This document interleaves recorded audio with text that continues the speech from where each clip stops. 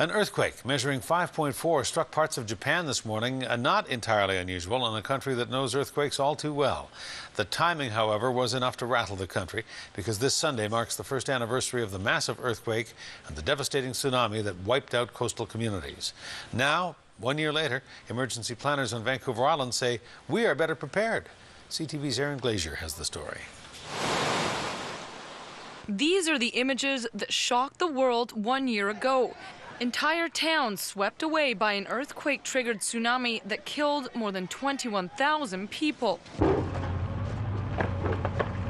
Today, the people of Japan are still cleaning up debris and trying to rebuild their crumbled lives. And here on Vancouver Island, signs of the tsunami have been washing up on the west coast for months, making more work for people who consider the waves their playground. We find all kinds of stuff, anything from styrofoam to bottles to lawn chairs to, just a whole ton of garbage and mainly little plastic bits. And I think we'll really start seeing all that stuff show up in about a year. That's what the computer models tend to suggest. And those reminders are expected to float ashore for years. The Capital Regional District says we've learned from the disaster.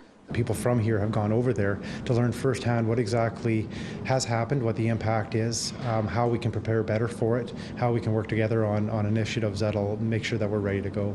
There are sirens in high-risk areas such as Tofino and Port Renfrew, but along with having an emergency preparedness kit, self-awareness is always your best defense. There are different zones for warning, and when warnings are issued, it's not simply for the whole Vancouver Island, but it depends on the area that you're living in. And it really is just understanding those risks. And if you're unsure where to start in preparing for a potential tsunami, the CRD is here to help. We have a website, prepareyourself.ca, that will link you to both the regional district's emergency program as well as the other municipal emergency programs in this area that can give you a lot more direct information on that. The CRD doesn't expect to get the results back from its modeling until mid-May, but when they do, they say they'll have a better idea of how a tsunami would affect Vancouver Island. The scientists have had an opportunity to collect real data and to measure that against the models that they were using.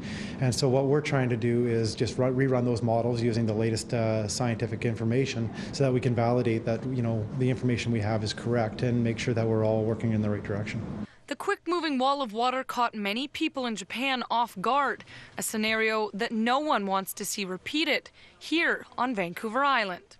Aaron Glazier, CTV News, Victoria.